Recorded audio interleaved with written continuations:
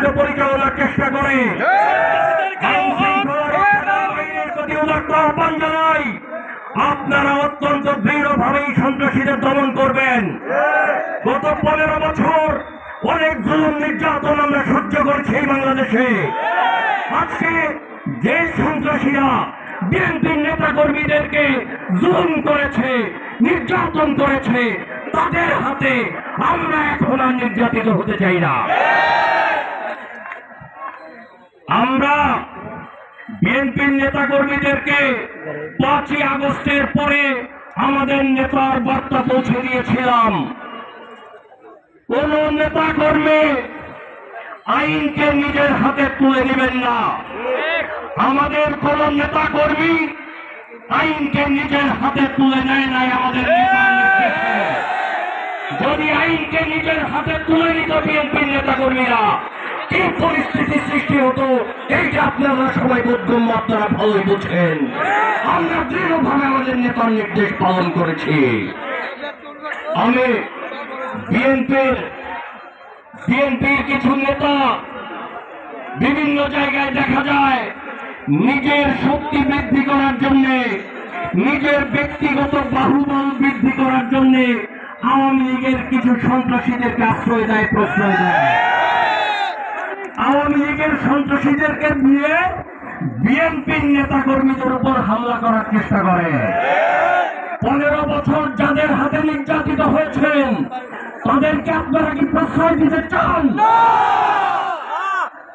বিএনপির নেতা কর্মী সমর্থক ভোটাররা বাংলাদেশে বিএনপির নাম নিয়ে কেউ যদি আওয়ামী লীগের নেতা কর্মীদেরকে আশ্রয় প্রশ্রয় দেওয়ার চেষ্টা করেন, এটা মেনে নেবে না, নির্দেশনা নাই।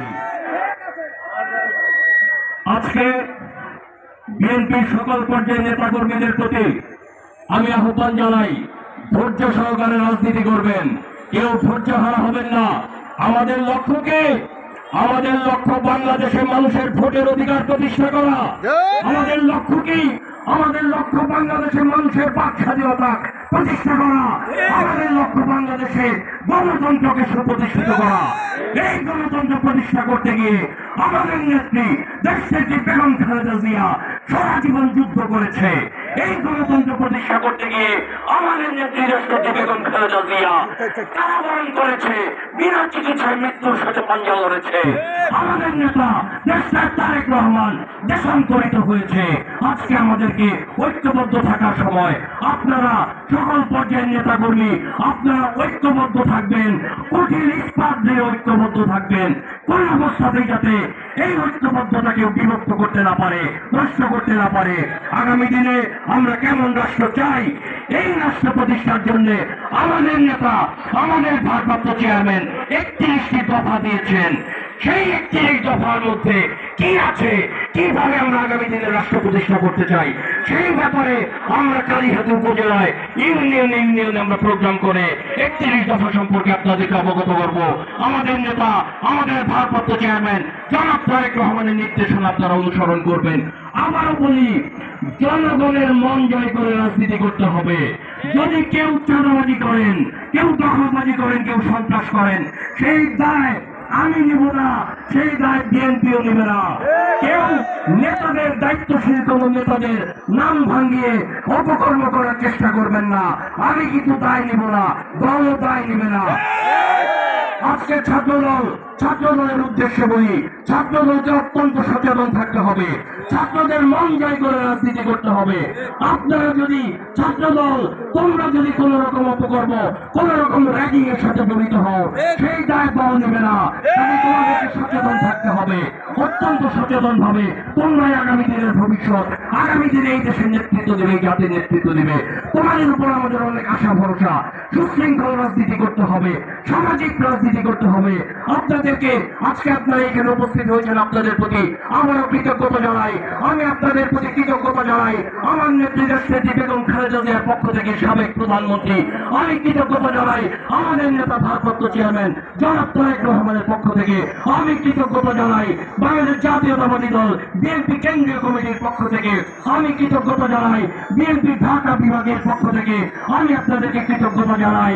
আমার ব্যক্তিগত পক্ষ থেকে আপনারা সবাই ভালো থাকবেন, সুস্থ থাকবেন, আপনারা সুশৃঙ্খল ভাবে বাড়ি ফিরবেন, কোথাও কোনো বিশৃঙ্খলা করবেন না। অত্যন্ত বিএনপি একটি সুশৃঙ্খল দল। মনে রাখবেন, আমাদের নেতা, আমাদের প্রতিষ্ঠাতা শহীদ রাষ্ট্রপতি জিয়া রহমান বলেছেন, প্রশিক্ষিত কর্মী একটি রাজনৈতিক দলের প্রাণ। তাই আপনাদেরকে প্রশিক্ষিত কর্মীর মতো কাজ করতে হবে, দলকে বাঁচাতে হবে। আমাদের নেতা শহীদ রাষ্ট্রপতি জিয়া রহমান বলেছেন, ব্যক্তির চেয়ে দল বড়, দলের চেয়ে দেশ বড়। আগামী দিনে গণতান্ত্রিক বাংলাদেশ প্রতিষ্ঠায় আমাদের লড়াই। খোদা হাফেজ।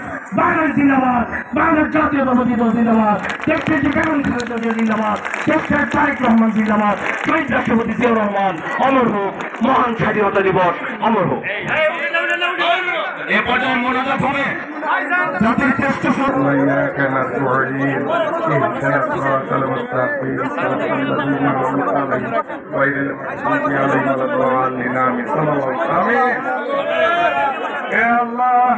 আজকে 16 ডিসেম্বর, এই 16 ডিসেম্বরে ডাকে স্বাধীনতার ঘোষক মরহুম প্রেসিডেন্ট জিয়াউর রহমানের ডাকে আজকে এই দিনে তার আত্মার মাগফিরাত কামনা করছি।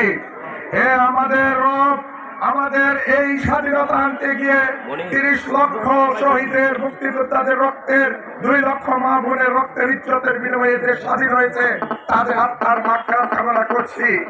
আজকে সেই আন্দোলনের ধারাবাহিকতায়, সেই 71-এর ধারাবাহিকতায়, বুদ্ধিজীবীদের ধারাবাহিকতায় 5ই আগস্টের স্বৈরাচারী শেখ হাসিনার আন্দোলন করতে গিয়ে যে সমস্ত ছাত্র নেতা, কৃষক, শ্রমিক, বিভিন্ন জনতা যারা শহীদ হয়েছে, তাদের আত্মার মাগফিরাত কামনা করছি।